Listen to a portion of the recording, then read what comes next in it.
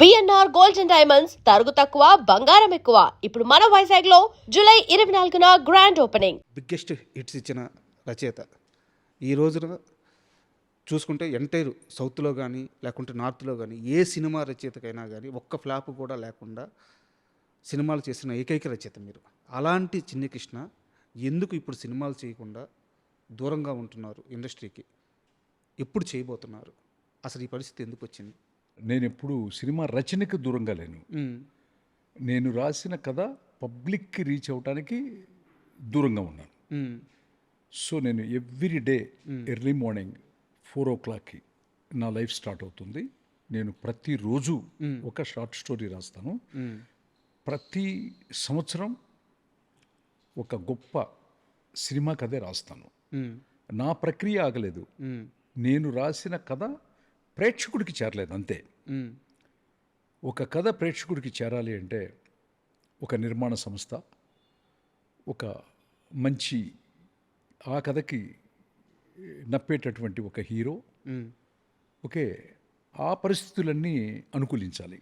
అనుకూలించినప్పుడు మాత్రమే జరుగుతుందన్నమాట.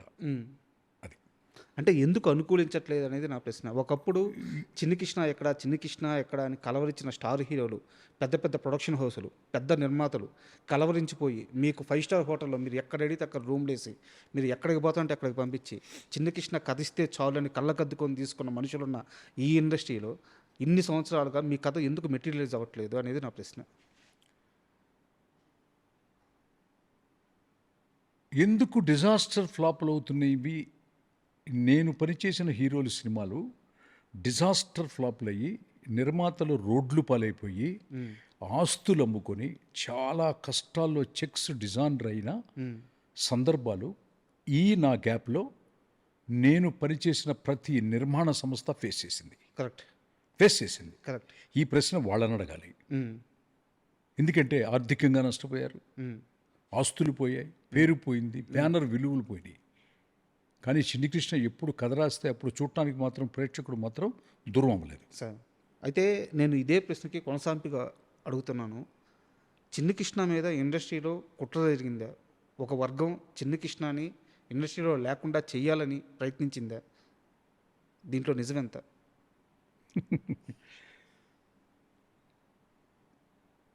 నువ్వేం చదువుకున్నావు? నేను పీజీ చేశాను సార్, ఎంసీఏ. ఈ భూమి పుట్టినప్పుడే పుట్టినప్పుడే అణచివేత అనేది పుట్టేసింది. ఈ భూమి పుట్టినప్పుడే ఈ భూమి మీద చాలామంది చాలా రకాలుగా ఉంటారు అనుకుంటారు, కానీ అదేం కాదు. 3 రకాల మనుషులు ఉంటారు అంతే. ఫస్ట్, ఈ ప్రపంచాన్ని, ఈ టెక్నాలజీని నిర్మించినటువంటి జ్ఞానవంతుడు, సైంటిస్ట్, ద క్రియేటర్స్. ఇప్పుడు మీరు ఫ్లైట్లో వెళ్తున్నారన్నా, వాచ్ చూస్తున్నారన్నా, మైక్ ఉందన్నా, కెమెరా ఉందన్నా, వీళ్ళంతా కూడా సైంటిస్టులు అనమాట. అంతే. అంటే జ్ఞానవంతులు. ఓకే.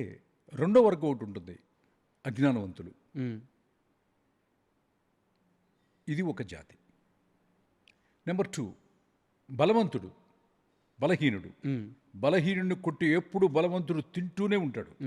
భూమి పుట్టిన దగ్గర నుంచి మళ్ళీ ప్రళయం వచ్చి అంతమయ్యేంత వరకు ఈ ప్రక్రియ ఆగదు. నెంబర్ 3, జ్ఞానవంతుడు, అజ్ఞాని, ధనవంతుడు, బలవంతుడు, బలహీనుడు, ధనవంతుడు, పేదవాడు. పేదవాడిని ఎప్పుడు దోచుకోబట్టే ధనవంతుడు అవుతాడు వాడు. ఓకే. ఈ 3 జాతులు తప్పితే లేవు. ఇందులో చిన్ని కృష్ణ మీద కుట్ర చేసింది ఏ జాతి? అసలు ఏ జాతి కాదు, ఆటోమేటిక్గా. నేననే కాదు, ఎవరికి ఒక స్థాయి మించి పేరు వచ్చినా, ఒక స్థాయి మించి డబ్బు వచ్చినా, ఒక స్థాయి మించి ఏదొచ్చినా, ఏ స్టేజ్లో ఆ స్టేజీ వరకు అణగదొక్కబడే ఉంటాం.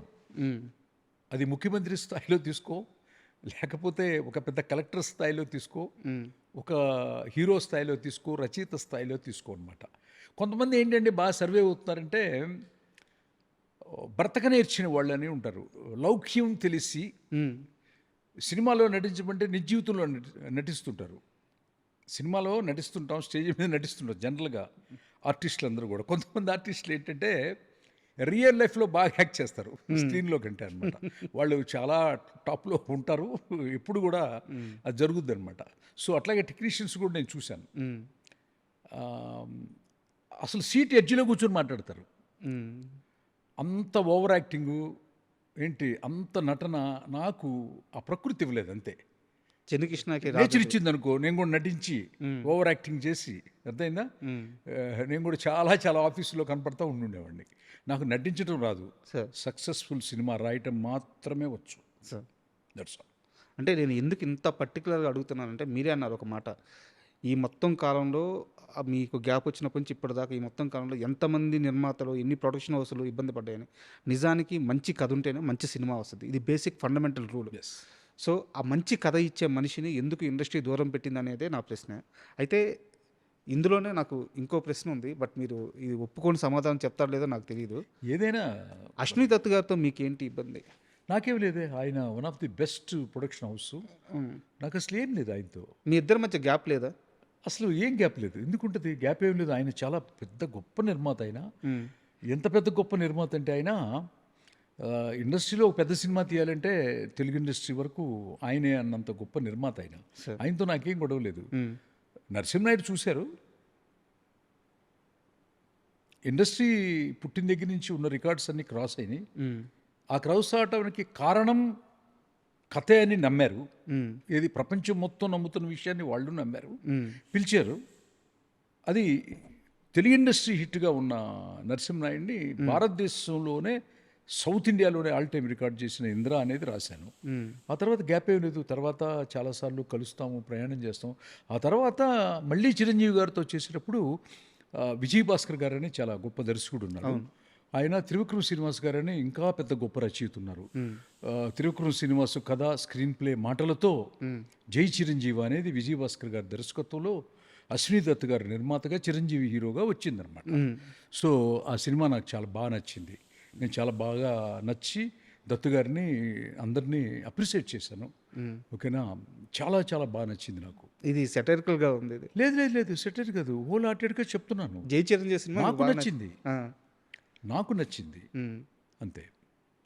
ఆ ప్రాజెక్ట్ ప్లేస్లో చిన్ని కృష్ణ చేయాల్సిన సినిమా ఒకటి ఉంది, బట్ అశ్విని దత్కి చిన్ని కృష్ణకి గ్యాప్ రావడం వల్ల ఆ కథ తీసుకోలేదు అని. అదేం ఉండదు, ఎవరికి గ్యాపులు రావటం. ఇప్పుడు మనం అనుకుంటాం మ్యాన్ ప్రపోజల్స్ గాడ్ డిస్పోజల్స్ అనే ఒక కొటేషన్ ఉందన్నమాట. ఇప్పుడు ఎవడైనా ఒకడు అనుకుంటే, చిన్ని కృష్ణో లేకపోతే ఇంకొకడో, ఒక నిర్మాతో, ఒక పెద్ద హీరోనో అనుకుంటే ఏమైనా జరుగుతుంది అనేది మాత్రం నేను 1% కూడా నేను నమ్మను. నేను అస్సలు నమ్మను. భగవంతుడు అనుకోవాలి, సార్ ఆ అమ్మవారు అనుకోవాలి. అమ్మవారు డెసిషన్ తీసుకుందనుకో, అది జరుగుతుంది, అంతే. నేను పూర్తి విశ్వాసంతో మాట్లాడుతున్నాను. మనందరినీ నడిపించేది 1620 కిలోమీటర్లతో ఈ భూమిని తిరుగుతుందంటే తన చుట్టూ తాను, ఇదంతా కూడా అమ్మవారు, భగవంతుడు. సో మనం దాంట్లో చిన్న క్రీచర్ లాంటి వాళ్ళం, అంతే. That's all. అండ్ ఎలాగో దేవుడి ప్రస్తావన వచ్చింది కాబట్టి మీ సినిమా నాకు సక్సెస్ రావాలి సార్ అని అమ్మవారు డిసైడ్ చేసింది, వచ్చింది. ఇంకొకటికి డిజాస్టర్ ఫ్లాప్ రావాలని రాసింది, కంపెనీ క్లోజ్ చేయాలని రాసింది. ఆడి చెక్కులు మొత్తం జూబ్లీహిల్స్, బంజారీహిల్స్ తోరణాలుగా కట్టుకునే నిర్మాతలు కూడా నాకు తెలుసు. ఏంటి వాడికి ఆ పరిస్థితి కల్పించింది. అదంతా అమ్మవారి డెసిషన్. అతనిది కూడా కాదు, అతని డెసిషన్ కూడా కాదు, అతని డెసిషన్ కూడా కాదు. బట్ మీ మాటలు వింటుంటే గ్యాప్ చాలా పెద్దగానే వచ్చినట్టు అనిపిస్తుంది. And for more videos, Please subscribe to iDream channel. Subscribe to iDream Media. Please subscribe to iDream. Please subscribe to iDream. Please subscribe iDream. And please subscribe to iDream. For more videos, subscribe to iDream. please like, share and subscribe to the channel. Congratulations, iDream. Subscribe to iDream. Subscribe to iDream. So subscribe to iDream Media. iDream ki iDream team andarki huge congratulations. Please subscribe iDream Media. Please subscribe to iDream. Subscribe iDream. Please subscribe to iDream. iDream అంటే నా కళల channel subscribe చేసుకున్న నోరు తిరుగుతలేదు, మీరైతే గంట గుర్తు కొట్టండి. For more such videos, please subscribe to iDream.